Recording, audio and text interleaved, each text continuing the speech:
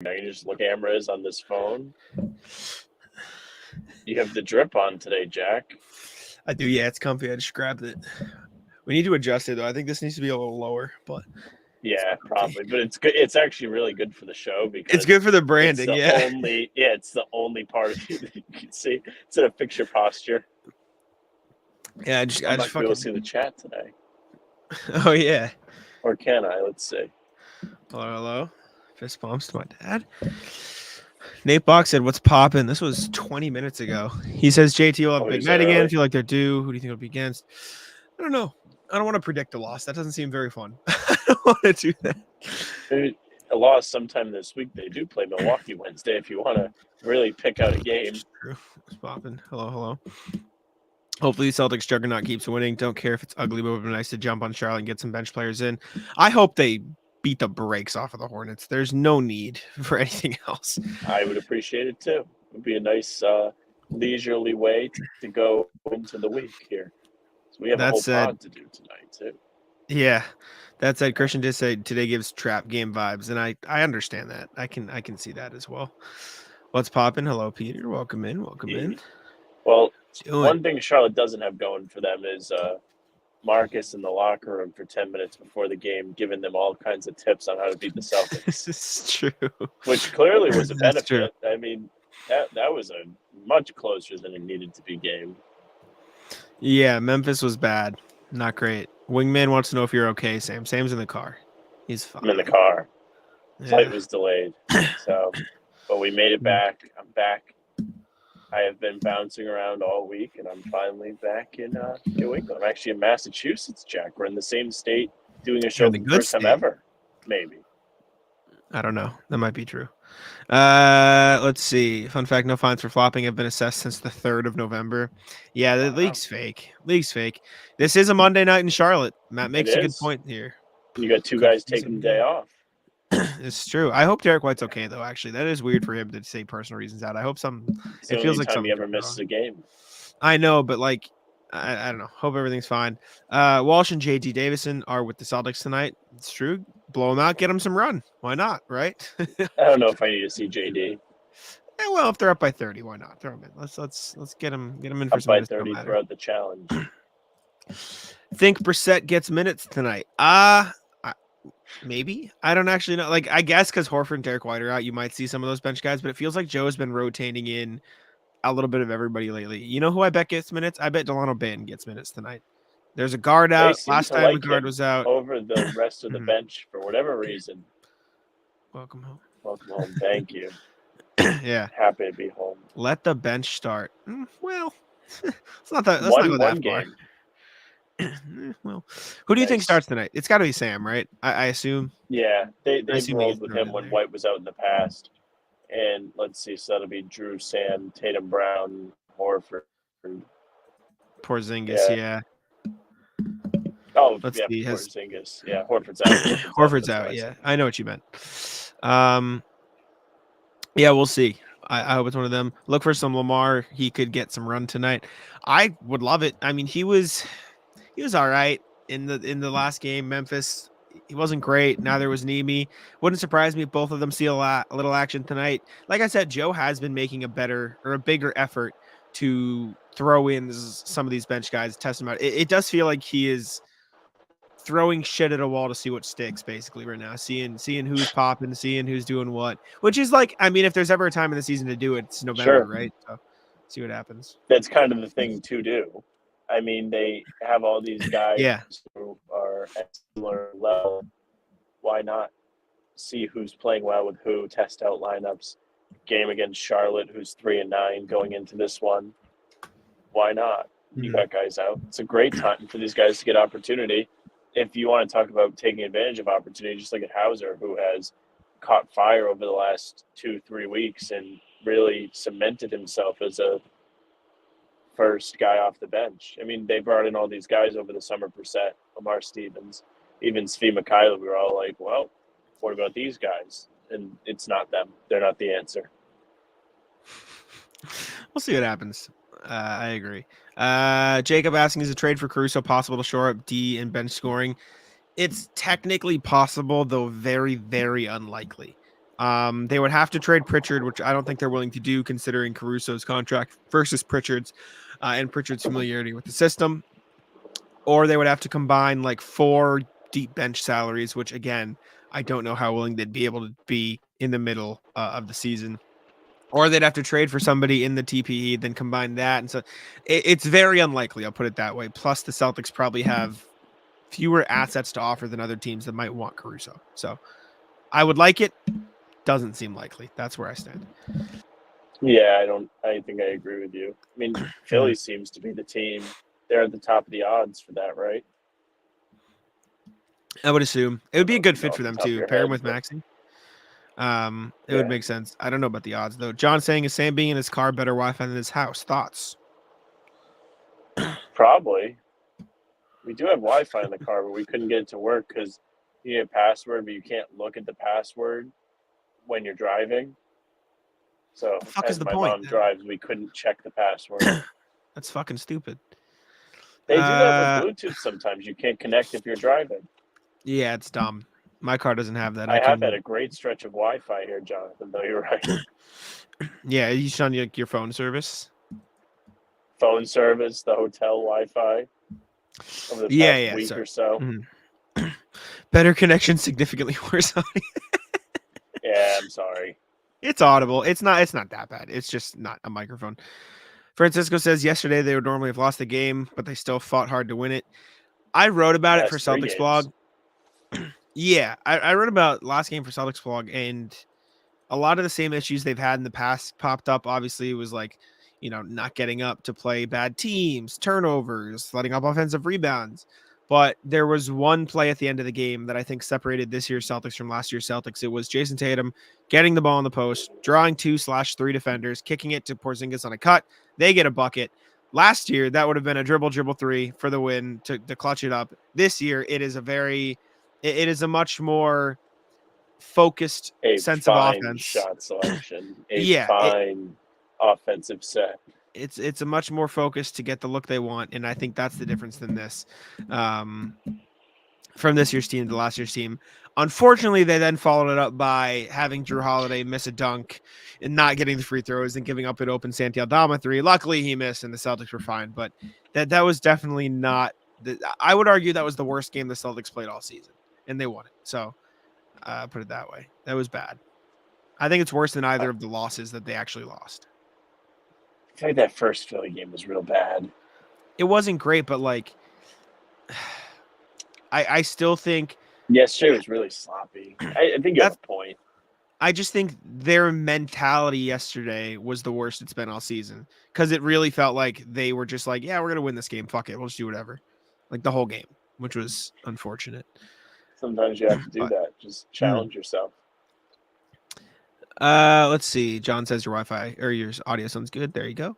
Tatum facilitating at the end was beautiful. Agree. Jacob asking, who is a guy like Hauser who is 3-and-D focused, be a bit better than Lamar Brissett? I'm going to write about it in the next few days. 2 of us are ready.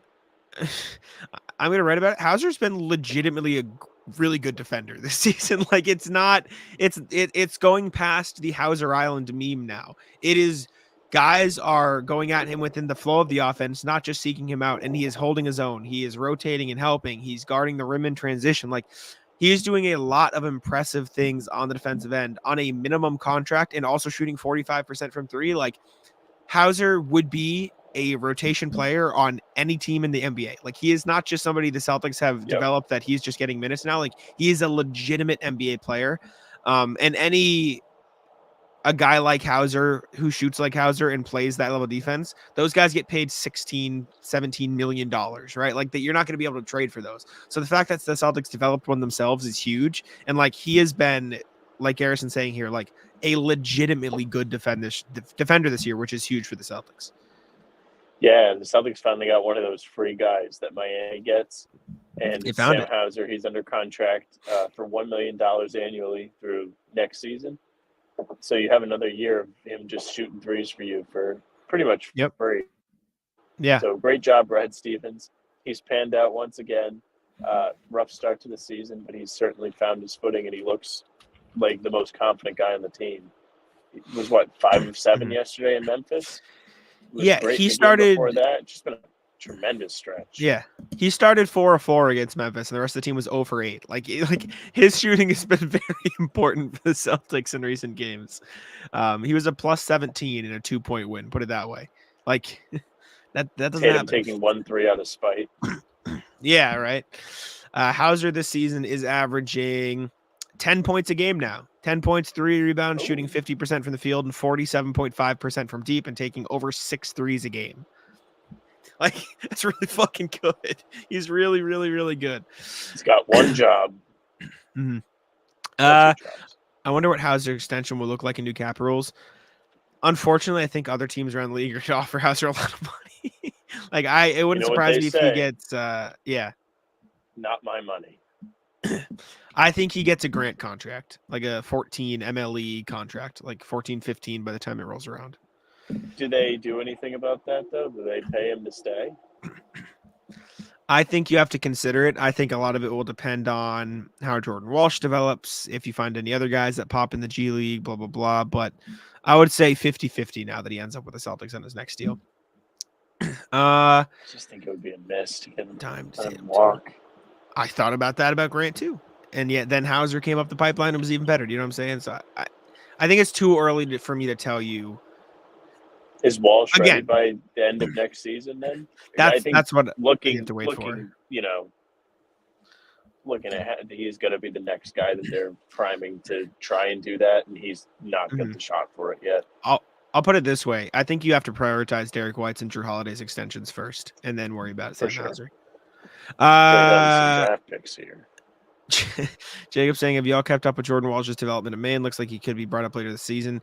I don't think either of us have watched any Maine games yet, because they literally RJ can tell you in the chat, and he says that Walsh's game is good, still needs more physical.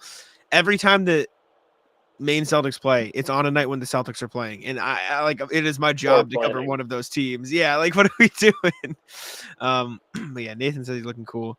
John asking, do you think they should play O'Shea more? I think they should use this early season to figure out which of those bench guys are most effective, and I think that's what Joe is doing. That said, I think O'Shea has looked the best out of the bunch, but he has by far the ugliest 3-point shot. Oh my God, it's awful. It's so bad. It's so bad. Yeah. My off the top of my head answer would be no. They've won 6 straight. But at the same time, there's absolutely value in giving him a little bit more opportunity to find his footing before he's just thrown into a playoff game or an important regular season game or an in-season tournament game to try and give them real minutes and make an impact. I mean, he made an impact in the Miami game, but we've seen other games where he's getting left wide open on the perimeter because his 3-shot is broke, like you say. Oh, the names. Yeah. I had to throw it up there. Another thing in the chat, as I am quickly just going to do something. Jack has to be an octopus today because I don't have chat access. Thank you. I got you. What was I going to say? Oh, yeah. Jared says it looks like you're on your way to a mob hit. So there's that. Ben asking, Jack, Sam Hauser is on a possible championship winning team, opportunity of a lifetime. He is priming a bag. I don't think... I'm confused. He's going to get a ton of exposure for playing well, is what I think Ben's saying. Like, he's on a team that's getting a ton of coverage. He's playing well. So everybody around the league is going to start to be like, Sam Hauser. I agree. I thought this was saying he's on a championship team. He should give up money. And my perspective was going to be, he's been on a minimum. He's not giving up any money. No, he shouldn't. He is. Stomach Bug says best part of O'Shea's game is his YouTube channel. That's fucked up. Oh no! And his RJ saying defended the wall. The Twitter game is kind of sick. I think the C's will worry more about draft and trade flexibility than money considerations when it comes to extensions. Would be cool. Would like that very much. No, it's not. Maine Celtics episode 2 is called Jordan Walsh. People understand. Yes, go listen to the Maine Celtics new podcast. It's with Brendan Glasheen, who I have spoken to on multiple occasions. Very nice guy. He's the play-by-play announcer up there. He talked to me for an article. I've messaged him about other stuff. Go listen. He does a good job. Jordan Walsh was on the second episode. So if you want a Jordan Walsh update, go listen to that. It'll be fun. Yeah. John saying, yeah, go ahead. No, you're good. Quick. Pick of the night is under 11.5. Who smashed the odds on Sam Hate it. Don't like it. Yeah, bad. Why? Why would you go the under when he's been on a heater and two I don't players even are out? know. I don't know if he's listening right now and he just decided to send that as the pick or not. Bad pick, Devin. That's not nice. It's our friend. John saying O'Shea has been a capable shooter throughout his career, though. Could have used O'Shea last night to get energy up. John, I'm going to talk to you man to man here. The percentages say capable shooter. The jump shot says never shoot the ball ever. It's not there. As somebody who's watched this man shoot 8 for 20 in practice on wide open attempts, I like O'Shea Brissett. He's a great guy. There. He's a great guy, good at other things. He shoots like this. This is the way he's like. There's like such a big hitch right here, and then it goes. It's just, it ain't smooth.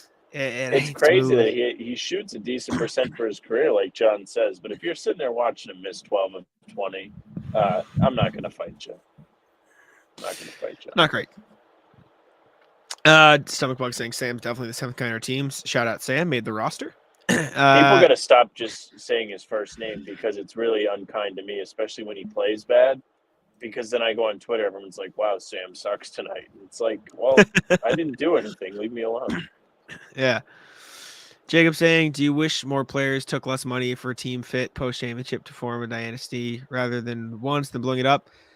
I mean, from a fans and a coverage perspective, sure, but like not my money. Yes. Yeah, yes, but from a player's perspective, like you make the money you can so your family is set. Like, so I understand. Like, look at Bruce Brown, for example. Either you take a minimum and win another title in Denver or take $20 million. Yeah. You're always gonna take the $20 million, right? And you're still in the NBA, blah blah blah, like all this stuff. So also the NBA is pretty flexible with what they let teams do with the salary cap. So it's not always a black or white situation there. There is a gray area for get paid a little bit extra and stick with your team. Like realistically, Grant could have stuck with the Celtics for what he makes in Dallas, but just wasn't happening with the talent around that position in Boston. Weren't minutes for him. Yeah. Roberto saying, can we afford to sign Derek White? Sam and I have said 6 times. Not my money. Yeah. Yes, they can because they have rights to sign him. It would be very expensive. That said, I would be shocked if the Celtics let Derek White walk. I'll put it that way. I'd be very surprised. Yeah, he's really grown into being a massive part of what the team is doing well. His ability to shapeshift and fill any role they ask of him is so valuable that I can't imagine them not paying him. It would be extremely cheap from ownership. And that doesn't seem like a characteristic that they're showing very much of right now as the team is rising to compete. Same with Holiday as his extension rolls around. Well, they might be more hesitant because he's older than Derek White. But I was just going to say, I would take it a step further. Even taking age out of it, I would be more shocked if they didn't re-sign Derek White than if they didn't re-sign Drew Holiday. Like, I just think that's where their priorities are probably at. And obviously, I think they should re-sign both. And I think if I had to put my money anywhere, it would be they do re-sign both. But I would be more surprised if they didn't re-sign Derek White than the latter or the other option. So I just think they're in a weird spot because they did give up such a haul for Holiday at the time. Like, I mean, now Rob being hurt and Brogdon being semi-hurt. Like, it doesn't seem as impactful, but at the time it was like, damn, they gave up Rob and draft picks and all this stuff. Let's see. RJ is saying, I think JD is making improvements on his point guard game too and could end up playing in Boston on some nights like this. Listen, I don't dislike JD Davison. I do. But everything I have ever seen from him is that he is not going to be an NBA player. If he proves it wrong, sure. But we saw him play very well in Summer League last year, or excuse me, in G League last year. Summer League comes around, bad. Like it's there's levels, and I don't know if he will ever be on the NBA level. Yeah, I don't know about JD Davison. I don't know. We'll see what happens. Can't get excited. Ship has sailed. I don't know if I could disagree with you more. JD makes Peyton a trade chip in the offseason. On the most recent pod, I think I brought it up on the pregame yesterday when we talked about JD. I was like, I can't believe people are like trade Pritchard and promote JD Davison. It's like I don't. Pritchard. Think so. especially at the contract he's at, like I just cannot see a world where they would trade Pritchard because JD. I could see a world where they trade Pritchard because they're going to re-sign Drew and Derek White and they want to get a little cheaper. I think that would be a very cheap move, and again, not my money. But I don't think they're going to trade Pritchard for JD minutes, to put it that way. No White tonight does kind of stink. There's just not enough space. Yeah, I don't know. Andrew in here. Jaylen Brown can bully anyone. The Knicks put him on. He can't bully RJ. Did they have the Knicks? Sam, can you check for me? Just use your brain. Have the Knicks beat the Celtics this season? Do you know? No, they haven't. Damn. I just man. I just did a search of all of our records here, and yeah. no, they have not. Okay. Good to know. Garrison saying he's a good defender. JD. Small. He's just too small. He's not. I don't know. I'm not. Whoa. JD pooped himself. What is this? What is it? I don't know. Did I miss? That. Did I miss something? No comment. Yeah. I'm lost. Oh wait, I found something. Wait a second. I'll send you the video later. Have the reports been confirmed? It does look like he did in fact shit himself. And it was this summer too. Apparently. I'll send it to you. No. I guess he did. Maybe he did. Man, Knicks are playing. Knicks are a good team. You know what, Andrew? The Knicks are a fun team. Yeah, fun team. Fun team. I would say fun. Ray, someone says trade Pritchard, ban them from the chat. Also, if you ask Ray, also don't trade Porzingis, Luke Cornett, Sam Hauser. Am I missing anybody? Spee. Yeah. That was my favorite message from Ray all year. Was the one day he was just messaging me about Pritchard and Porzingis, and that was it. The only things he said about the Celtics. Yeah, JD's very athletic. It's just we've said this a bunch of times on the show. With small point guards, they either have to be able to play off the ball or they have to be so good on the ball that you can build a team around them, and he's neither of those.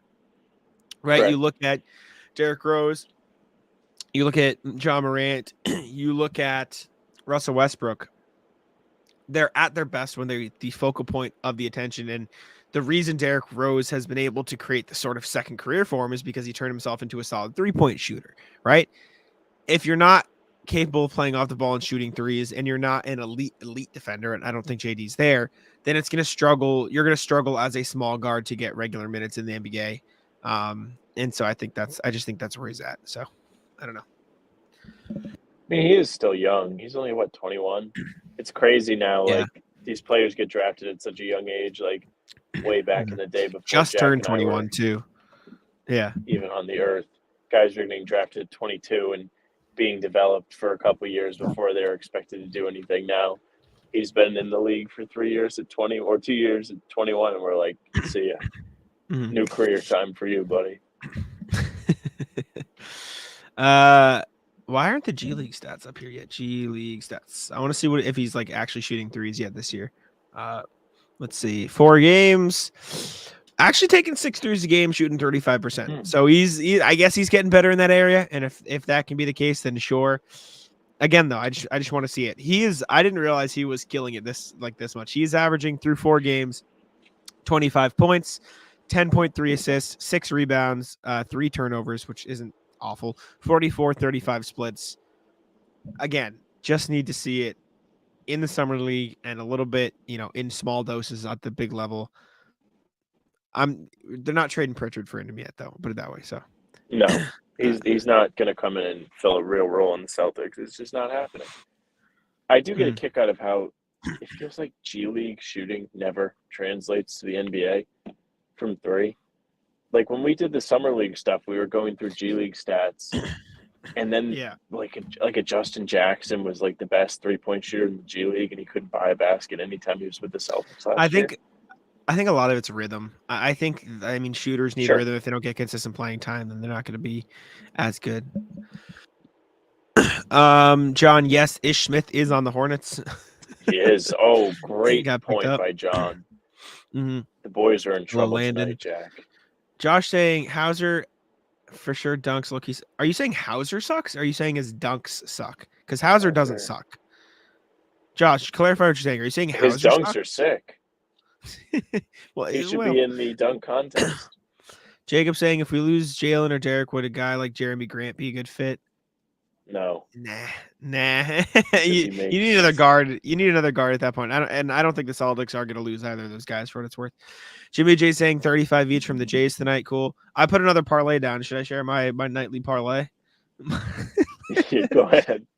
Dude, I have like such an not addictive personality, but like I'll really like something for a couple days and then I'll like it for the next days. Is that Mrs. LaFrance? Is she saying hello? Tell her I said hi. Tell her I said hello.